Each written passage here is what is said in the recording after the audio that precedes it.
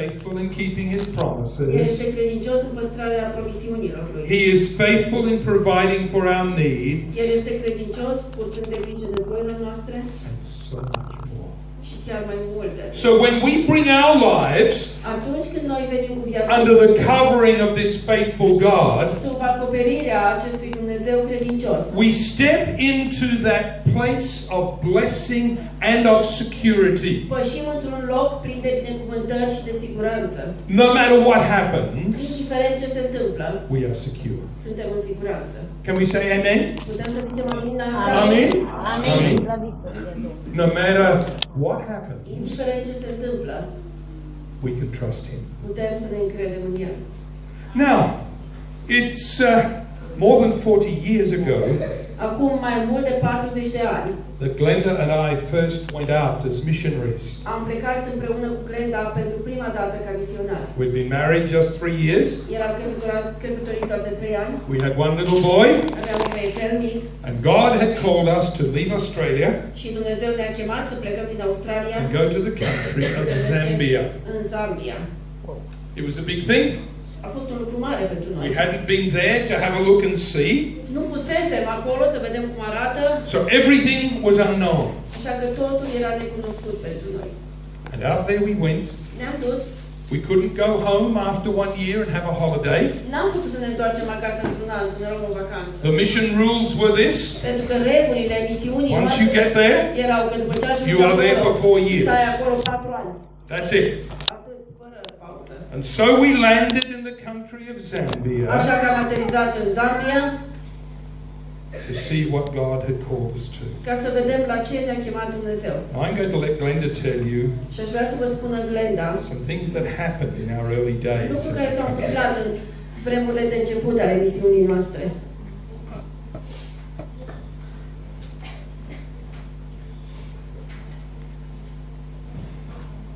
Good morning, everyone. Bună dimineața! I'm just going to share with you a couple of stories, Aș vrea să împărtășesc câteva din întâmplările noastre. lessons that God taught us back there in 77, Lecții pe care Dumnezeu ne-a ajutat să le învățăm în anii 77, that have meant we've been able to trust God care ne-a ajutat pe noi să ne încredem în Dumnezeu for so many bigger things pentru lucruri mult mai mari in these recent years. în anii recenți.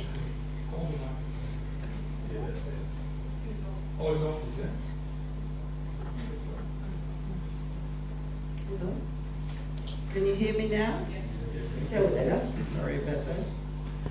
So we landed in the country of Zambia, Deci am aterizat în Zambia 1977. în 1977. A strange country, we didn't understand the language. O țară ciudată, nu înțelegeam limba vorbită acolo, The culture was completely different. cultura era foarte diferită. We were living in the village area amongst the Africans.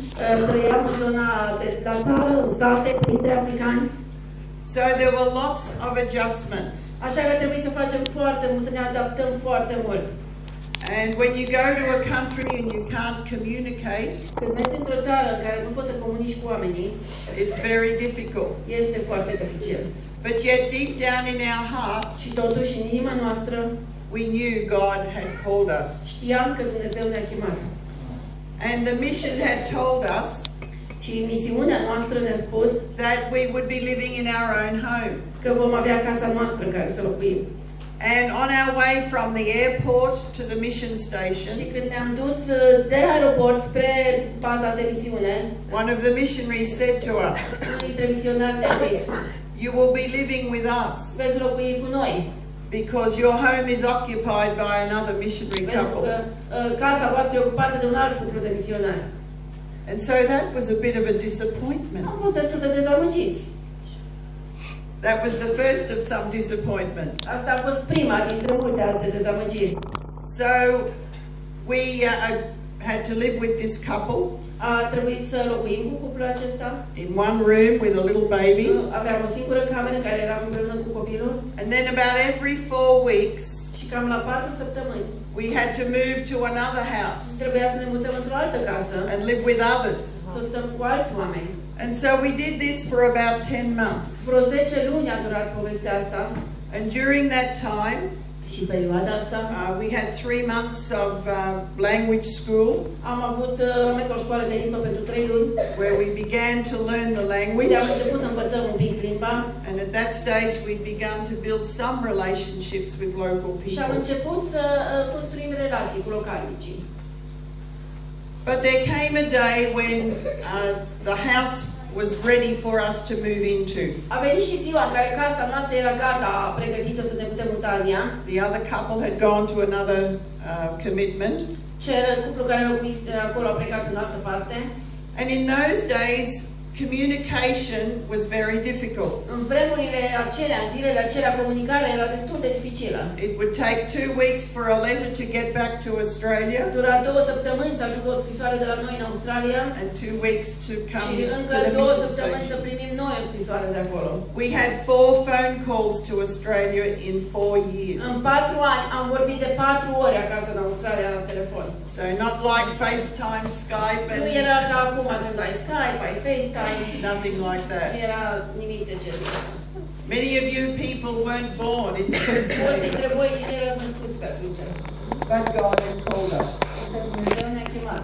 And you know, on the very day we moved from the mission station to a home to live in, În ziua în care ne-am mutat de acolo, de la baza de misiune în casa noastră, you always called into the post office when you went via the town. când treceai prin oraș, întotdeauna treceai și pe la poștă. We called into the post office, Și am intrat în ziua aceea la poștă and my husband came out și soțul meu a ieșit with 22 cu 22 10-kilogram food parcels. pachete de câte 10 kg de mâncare. Now, the miracle of this story Miracolul din povestea asta is that those food parcels este că pachetele acelea cu mâncare were posted in Australia au fost trimise din Australia exactly 10 months before. exact cu 10 luni înainte. They took 10 months on a boat, A fost nevoie de 10 luni cu vaporul and they were posted and put together by a church in Australia ele fusese pregătite de o biserică din Australia that we had never had any contact cu care with nu avusese before. niciodată de-a face. But God knew. Dar Dumnezeu a știut. And so, and I didn't have any food in our pantry Și noi n-aveam mâncare acolo în țara în care because we've locuiam, been living with other families. pentru că locuiam cu alte familii. And we couldn't buy the food in the shops. Și nici nu puteam cumpăra mâncare din magazine. There were very few shops, Erau puține magazine and the supermarkets, și supermarketurile you couldn't buy Western food nu very găseai much. mâncare cu care eram noi obișnuiți acolo. So the missionaries relied on food parcels. Așa că misionarii se bazau foarte mult pe pachete cu mâncare trimise de acasă. And we ate lots of the local food as Mâncam, well. bineînțeles, și mâncarea localnicilor. But on the very day Însă, that we needed to fill my pantry, în ziua în care aveam nevoie să ne mutăm în casa noastră și să avem ce ne trebuie, God provided for us. Dumnezeu ne-a dat. Now that's 220 kilos of food. Erau 220 de kilograme de mâncare. Wow. So we were able to share with others. Așa că am putut să dăm și altora. And there were times when we got really, we missed our family, Erau momente când ne era dor de familia noastră. very little communication, Comunicarea era foarte greu de făcut. and there were some difficult times. Și au fost momente grele. But you know, God said to us Dar during those Dumnezeu ne-a times, vorbit în perioada aceea. 1 Peter chapter 5, verses 6 and 7, Din 1 Petru, capitolul 5, versetele 6 și 7, he said, humble în yourselves, care ne spunea smeriți-vă therefore, under God's mighty hand, sub mâna tare a lui Dumnezeu, that he may lift you up in due time. ca El să vă ridice la vremea potrivită. Cast all your anxiety on him, Aruncați toate îngrijorările voastre asupra Lui, because he cares for pentru you. că Lui îi pasă de voi. And we knew God cared for us, Știam că lui Dumnezeu îi pasă de noi and God provided for us when we needed. și Dumnezeu ne-a dat ce am avut nevoie atunci când am avut A nevoie. couple of years later, Vreo 2 ani mai târziu, we were moved to another mission station. Ne mutasem la o altă bază de misiune And I used to have lots of visitors, so I was preparing food. și eu găteam destul de mult pentru că aveam tot timpul vizitatori.